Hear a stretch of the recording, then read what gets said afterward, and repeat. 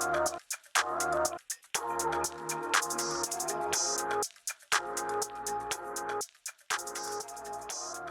friends, welcome to Coffee Tasting with Coffee Mania. My name is Mandy and I will be your guide to tasting coffee today. I hope that you have had a chance to receive your cupping kit that we so carefully put together for you. If you haven't, you can go ahead and click the link below so you can order yours, so you are all set up to cup with us and taste with us. There's also a link to our first YouTube video that we put up about unboxing the coffee tasting kit that we have. And we also explain a little bit about what cupping is and why we taste coffee. So that'll be a good video to watch first, just to kind of give you a little background about what we're going to be doing today. So make sure you do that first. There's a link down below for you to do that. If you've got your cupping kit and you've watched the video about why we cup coffee, we are all set to cup coffee today. So let's set it up a little bit. When we cup coffee, we have a few ground rules that we like to have in place to ensure that we have the best experience and the fullest experience that we can have in tasting coffee. So one thing that we like to remind people of is to not eat right before you taste coffee. Make sure you come a little bit hungry, maybe a couple hours after you've last eaten. Try not to eat anything like really flavorful, like garlic or onion or anything like that. And along those lines, try not to brush your teeth right before you cup coffee. I don't know about you, but a few times I have managed to take a sip of coffee after I've brushed my teeth, and it's not really that pleasant. And we want you to enjoy your coffee tasting experience. So if you have done that recently, go ahead and pause the video, take a little time, come back to it when you can fully immerse yourself in the experience and not have anything inhibit what you're tasting and smelling. Along those lines too, we want to make sure that we're not wearing any perfume or cologne or scented lotions, anything that could get in the way of what we're smelling. So make sure that you wash your hands really well so that when you're picking up the coffee, you're not also smelling lilac or lavender or anything like that. All right, so those are a few of the ground rules that just help make sure that we have a really good experience. It also helps if we have a nice quiet environment so we can really focus on what we're tasting and smelling.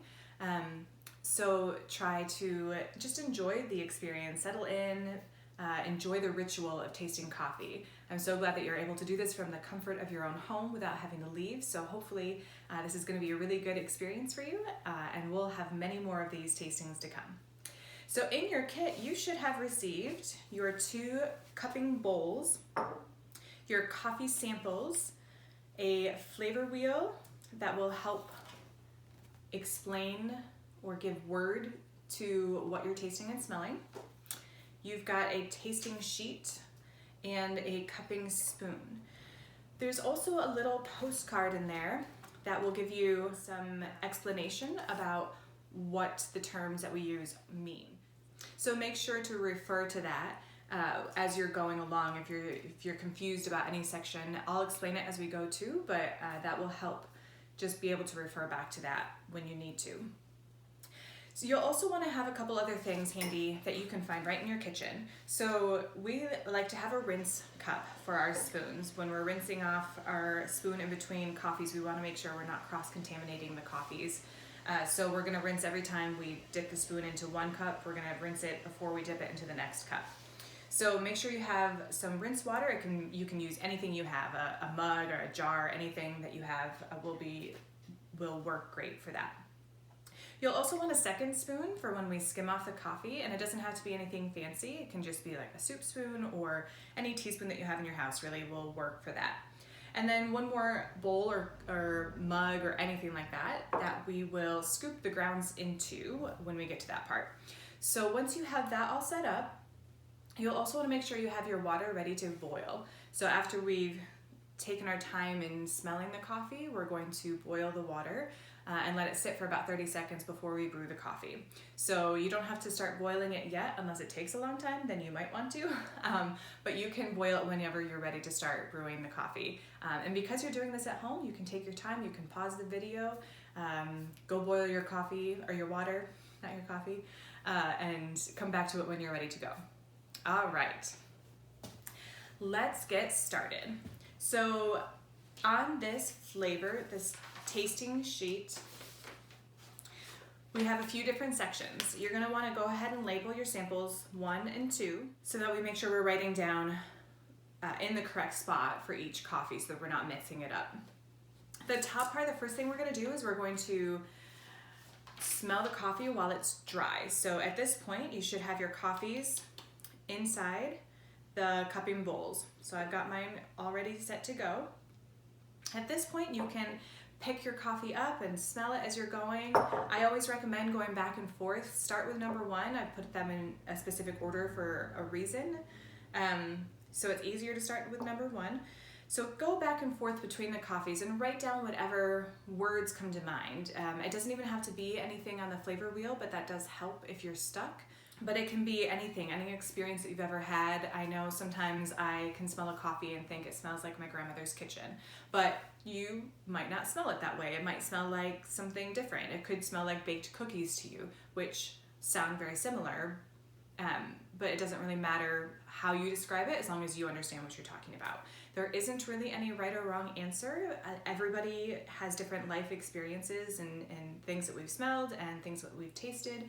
So don't feel like there's a right answer to this. And it's really more about you discovering what you like and don't like in coffee and giving you the tools and the words that you need to be able to enjoy the coffee that you're purchasing and know which ones that you really enjoy to buy for home. Okay?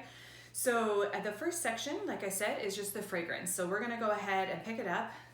Take nice deep breaths. You might get some coffee grounds on you as you breathe in and out a little faster. It's okay if you get coffee all over your face. And write down whatever you're smelling as you go back and forth. And it's okay if at first it smells just like coffee, and that's what most people are getting. But as you go back and forth, you'll start to notice the differences and nuances in each of the coffees. It might be difficult to come up with words initially, but just keep going back and forth and whatever you can come up with. Even if you say one smells like fruit and one smells like chocolate, that's okay too. It doesn't have to be super specific. So go ahead and take your time going back and forth between the two, and we'll write down whatever we can come up with.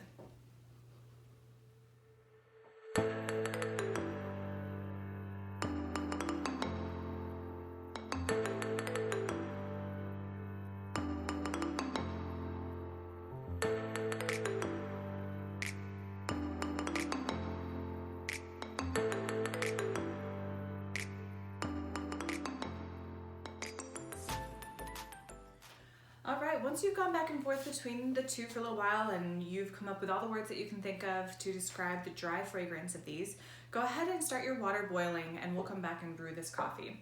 We're going to make sure we have a timer to set for about 4 minutes. I'm going to use our little scale here. We'll start with the right one so that I can know how long to brew the coffee for. I'm going to go grab my water. I'll be right back.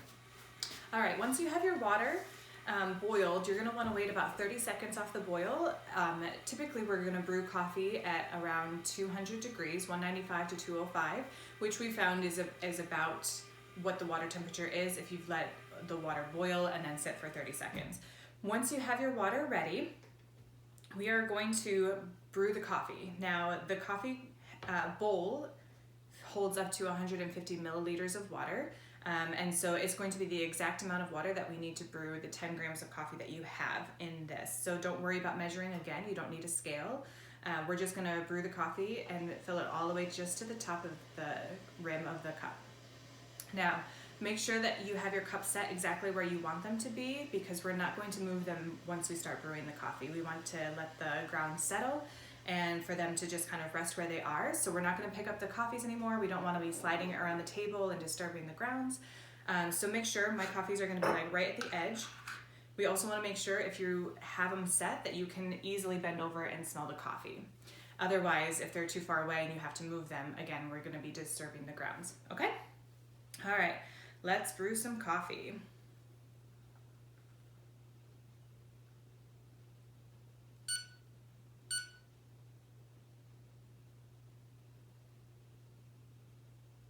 You don't even need one of these fancy gooseneck kettles. That isn't as important. It does help pouring the water, but just make sure you're pouring gently and slowly. All right, gonna let that sit. At this point, once you've got the water in there, you can go ahead and smell the coffee again at this point. Make sure you get your nose right down next to it. This section that we're going to be writing in is under aroma with the wet section.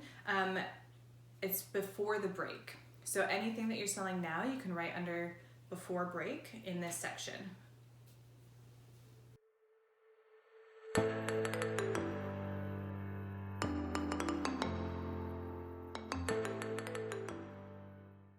And go back and forth again as many times as you need.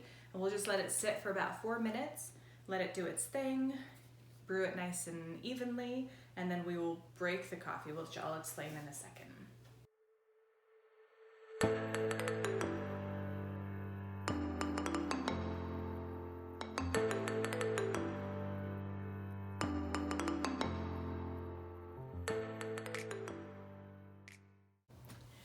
It's also important to note that, and I forgot to mention this in the beginning, but if you are cupping with other people, try to make sure that you're not shouting out what you're getting in your coffee. We want to make sure that since we're tasting it blind, we don't want to be influencing other people's ideas and thoughts. So sometimes somebody might be struggling and coming up with something, and I might say, "Oh, I just got peppermint." Of course, I've never actually gotten peppermint in coffee, and instantly everyone else is going to be like, "Oh, yeah, I smell that too."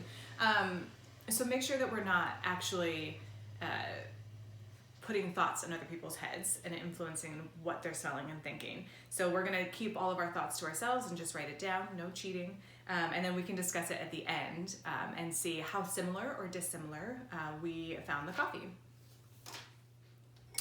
All right, at this point, we're gonna break the coffee. It's been about 4 minutes for me, so make sure that you've brewed it for at least 4 minutes. You can go ahead and leave your timer if you have a stopwatch on and let it keep going. We're gonna count up to about 10 minutes, or you can set it again for another 6 minutes or so, because the coffee really needs at least 10 minutes before it's cool enough to drink for us, and we don't wanna burn our tons. So, what we're gonna do to break the coffee is we're gonna take our spoon and we're going to gently push back the grounds on the top of the coffee right here.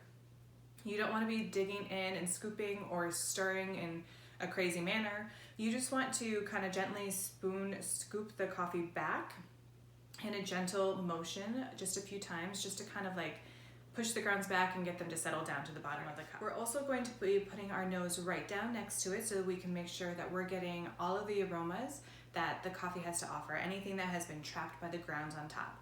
You might get a little coffee on your nose, and that's okay.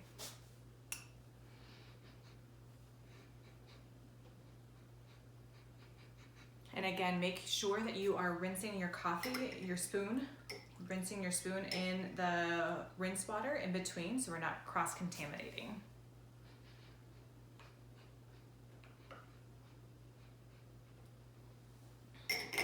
And you can keep smelling at this point while you wait for your timer to get up to about 10 minutes.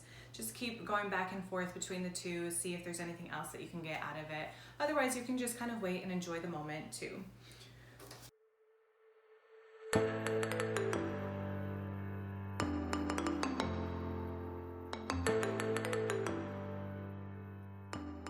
All right, once we've let it settle for about 10 minutes or so, we're gonna scoop the grounds, anything that's floating right on the top of the coffee. We're gonna scoop that right out into our extra cup that we have sitting here and ready for us.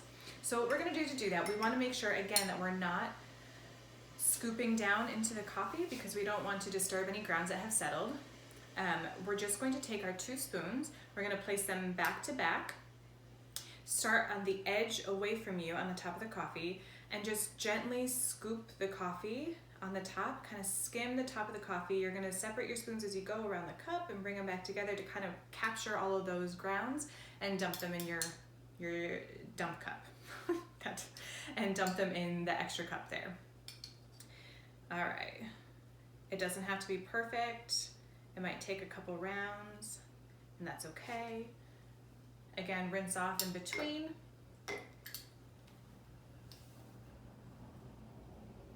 Just gently on the top there.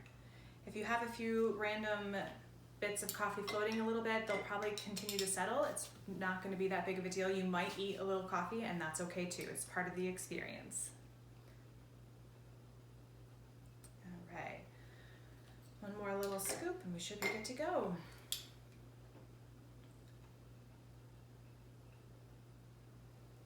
We're trying not to lose too much of the coffee that we have in here too. So we don't want to be like digging in and dumping out all the coffee. We want plenty to enjoy and to sip on. Okay, so now comes the fun part. Now we get to actually taste the coffee. You're gonna take your fun engraved Coffee Mania spoon, which has a perfect little bowl in it for slurping the coffee. Throw out all the manners that you were ever taught about not slurping your food. We are going to slurp loudly. What we want to do is we want to kind of breathe in, aspirate all the coffee so that while we're slurping and tasting, it's kind of spraying over all of our mouth and our tongue so that we get the full experience of all the coffee that we can taste. We're trying to make sure that we can taste every little bit of nuance that's in the coffee. And again, making sure that we're rinsing off in between tasting the different coffees. All right? You keep going back and forth between the two. At this point, we're just gonna look at the flavor, go back and forth a couple of times, and then we'll move on to aftertaste.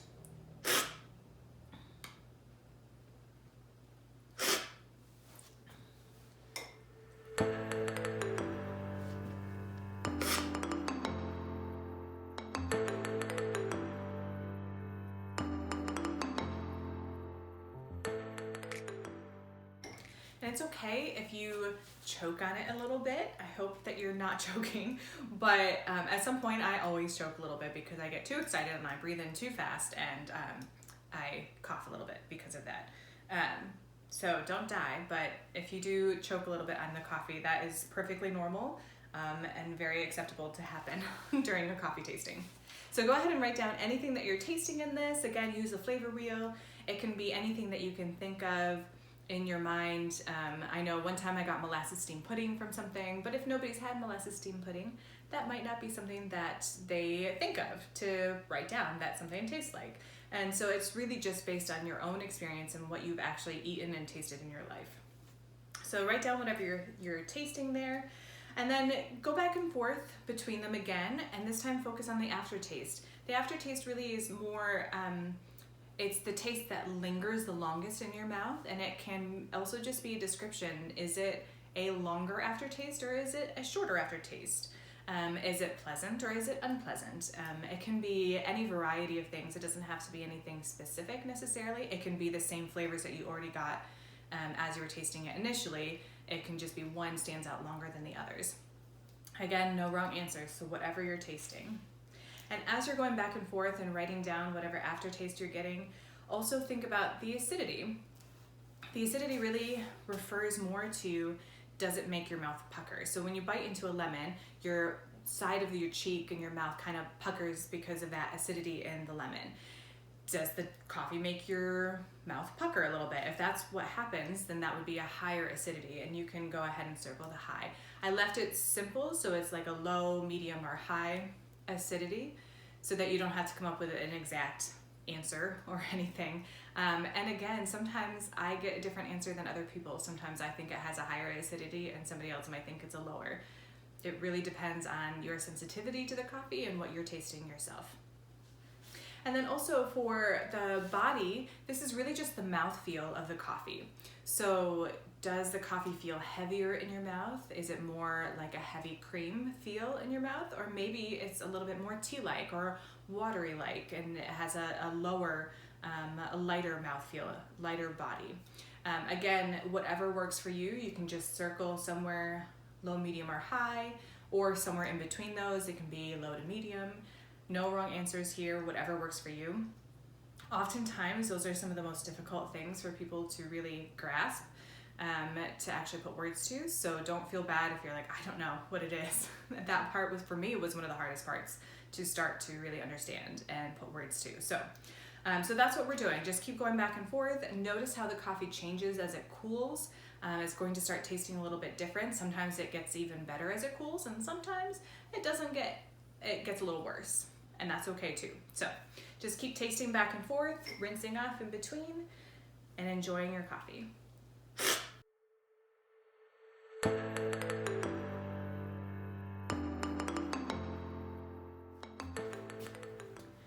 All right, now that we've gone back and forth between the coffees a bunch of times, I hope you've had a chance to experience the coffees and to write down anything that you're thinking. If you need more time, feel free to pause me and come back when you're ready. I'm gonna go ahead and start talking about the coffees. I'm gonna go through my notes and what I found this time, as well as in past experiences or cupping with other people. And I'm gonna start with the first one and go through all of those different notes, and then the second one. And then at the end, I will reveal what coffees we just cupped, and I can't wait to hear your thoughts on which ones you loved and didn't love. All right, for number one, in the fragrance, I really get typically in this coffee a little bit more of tomato soup. So a little bit sweet, a little bit savory. It has a little bit of the spicy note to it, maybe some nuttiness, some toast. In the past, other people have gotten like a black pepper spice or bell pepper even, so a little bit earthy but sweet. So those are some of the things that we've gotten in the past. After we started brewing the coffee, I still notice the tomato, but it tends to be a little bit sweeter to me, so more like tomato jam, even some hints of like a caramel or nuts in there too. And then after we broke the coffee, the roast notes really started to come out, so it started smelling a little bit darker and roasty to me, but not in a bad way, and it started having a little bit more like caramelized nuts or something like that. That's kind of, I was still getting the sweet and the nutty in that. As far as the flavor, this one I typically do still get tomato in it. Maybe like Campbell's tomato soup, it kind of reminds me of it initially.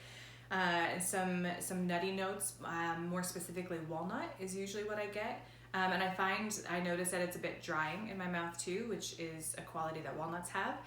As well as baker's chocolate. That's the kind of lingering aftertaste that I would get. Not super long, just long enough to kind of pull out some of those baker's chocolate notes in there.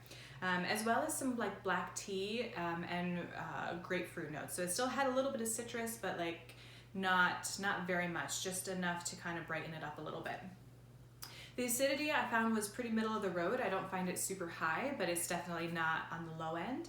And it is just a nice quality coffee, so a good everyday drinker, middle of the road kind of coffee. The body I also found was medium, like not super heavy but not super light either, just kind of a nice medium body, like 2% kind of feel to it. I'd love to know what you guys think, what some of your notes that you got, what you tasted. If I am not making any sense to you and you're like, I didn't get any of those, I'd love to hear that too. I find it really fascinating to hear what people have been tasting and smelling as we're tasting the same coffee. All right, so for number two, this one I always find a little bit easier to find flavor notes in it, and I almost always get the exact same things every time I taste this coffee. Now, it doesn't help that I know what I'm tasting, so I think sometimes my bias can come through. But initially, I always get a little bit of fruity notes and sweet notes. So more typically, I'm finding strawberry and maple in this coffee.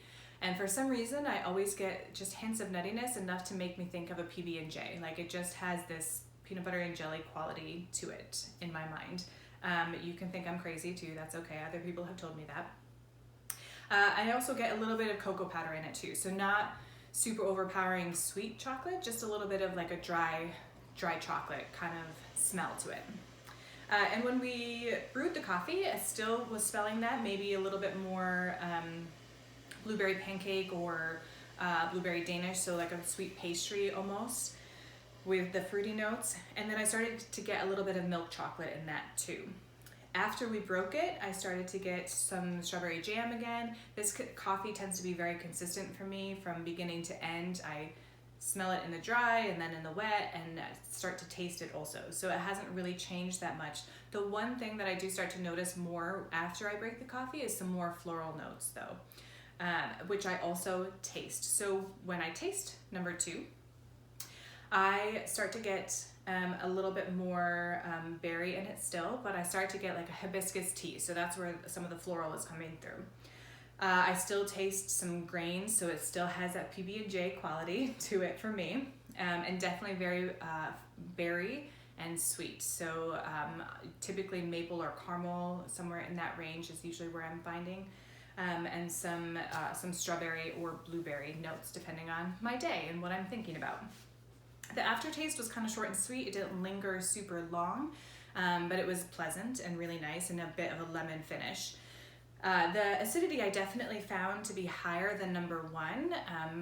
Not necessarily that it made me pucker so much, but just that it was a nice bright, like I said, a little bit of a lemon finish that lingered in the mouth a little bit. But the body was definitely a lighter body. So this one I find a little bit more tea-like and on the water end of things than I did for number one. So, time for the big reveal.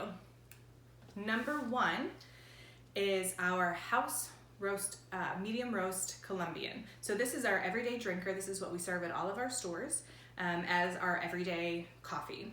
It is a great middle of the road coffee for the average person. This is their favorite kind of coffee just to have every morning. This coffee is also a washed coffee.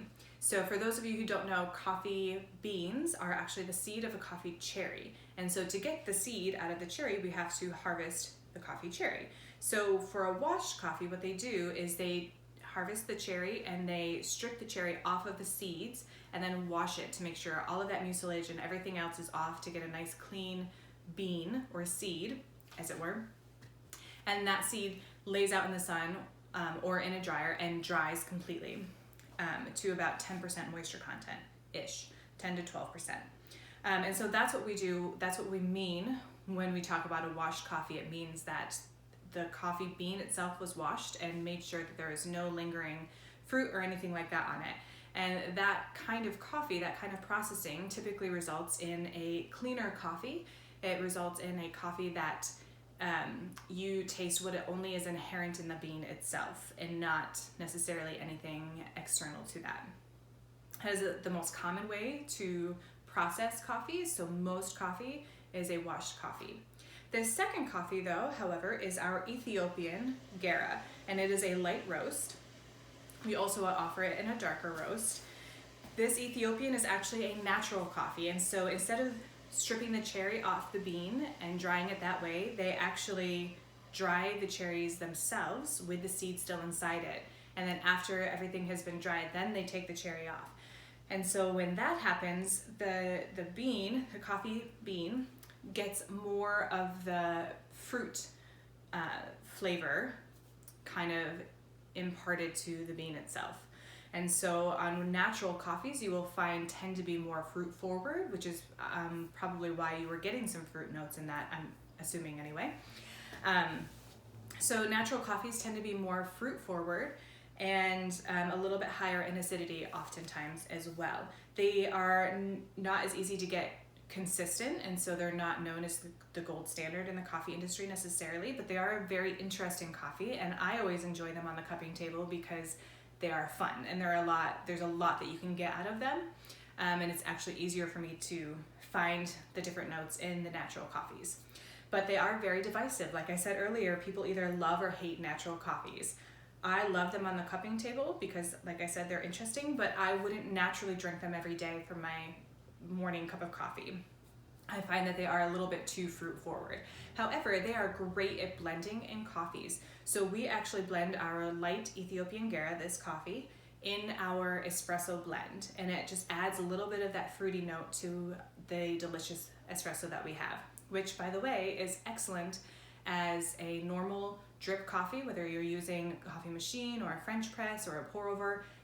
Our espresso blend is excellent. It's one of my favorite blends to brew at home. It's also, as you well know, wonderful in our espresso machine also. So those are the two coffees that we have. We have number one, which is our medium roast Colombian, and number two, which is our light roast Ethiopian Gara. I would love to hear what you thought about these coffees. Please tell me what flavor notes you got, what you liked and what you didn't like, which coffee was your favorite. Comment down below and let me know. And I will be back here with some more coffee to cup. Next time you're ready, head back to our website and order the next two samples, and I'll have the next video up for you to cup along with us. As always, I enjoyed cupping with y'all. Can't wait to see you next time.